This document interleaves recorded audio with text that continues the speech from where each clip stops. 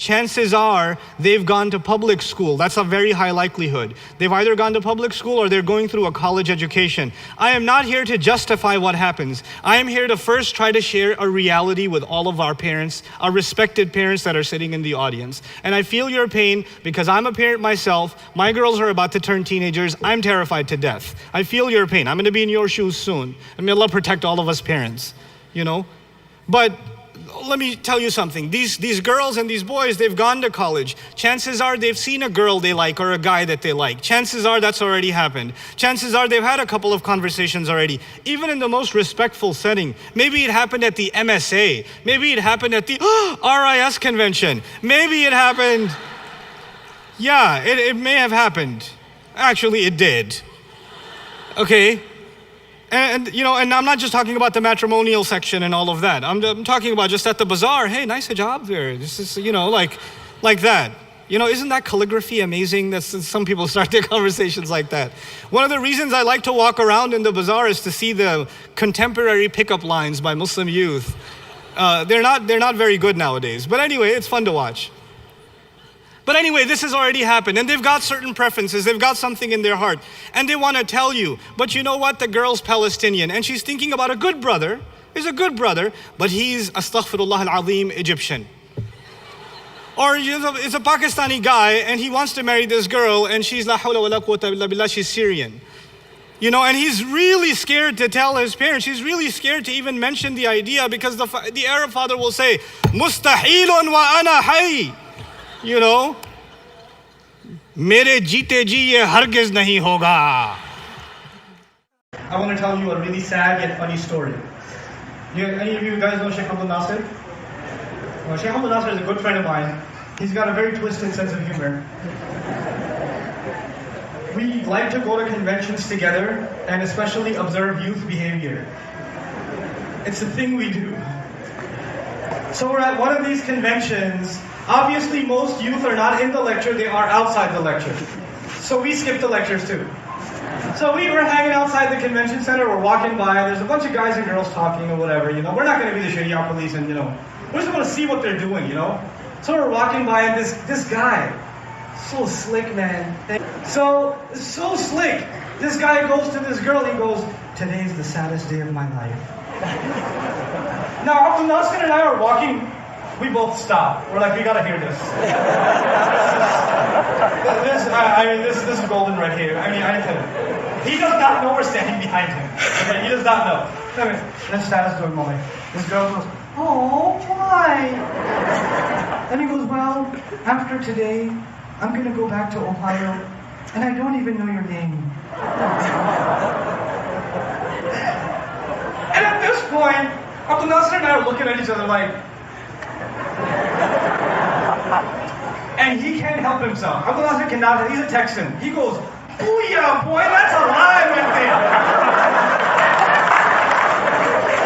So he turns to the guy, I want him to shake my hand, bro. That was amazing. I was like, yeah, shake my hand. Can I take a picture with you, bro? That was amazing.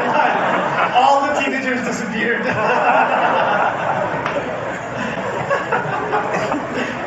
Needless to say, there are some very interesting interactions between young Muslim men and women that happen on many settings. Parking lots of massages, Sunday school, Islamic school, MSA, conventions, you name it. There are some interesting interactions that happen at the bazaar. You know. Naturally, a single girl, one girl, talking to one man, she's supposed to feel hesitation. In a normal circumstance, you should not be comfortable talking to guys.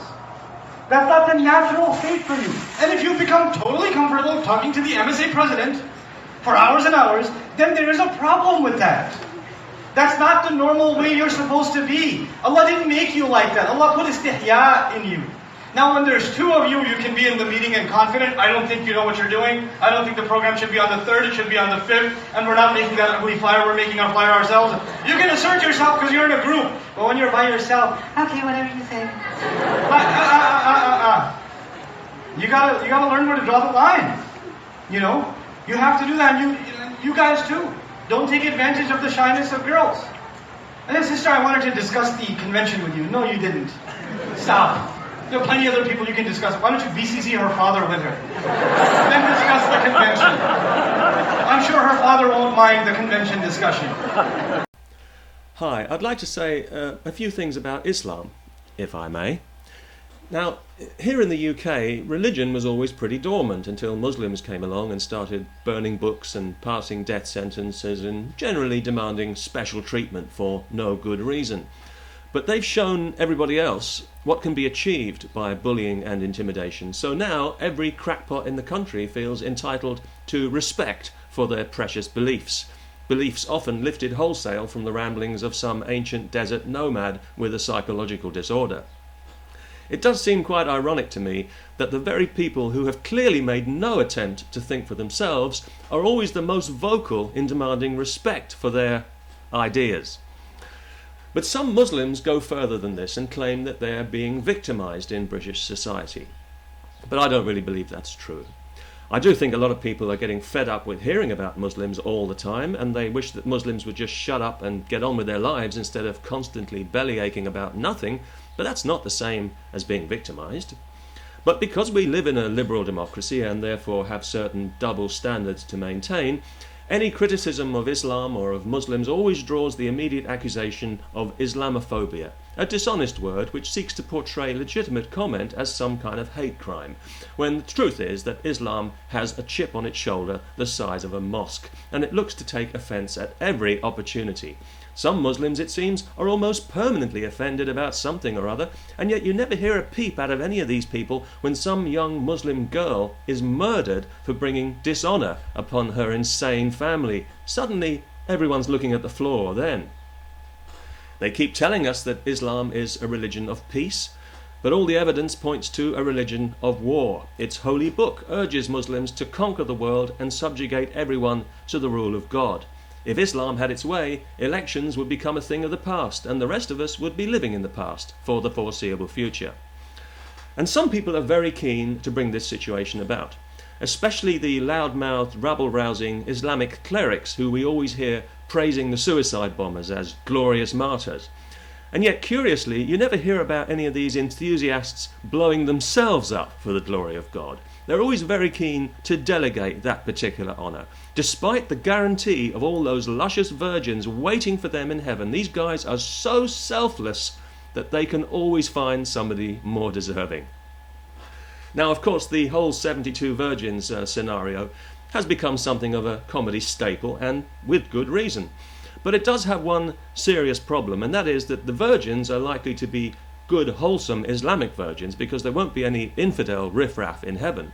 So, presumably they'll have brothers and cousins and uncles who are all determined to defend their honour by killing anyone who makes eye contact with them. They haven't really thought this whole thing through, it seems to me. For this, they blow themselves up.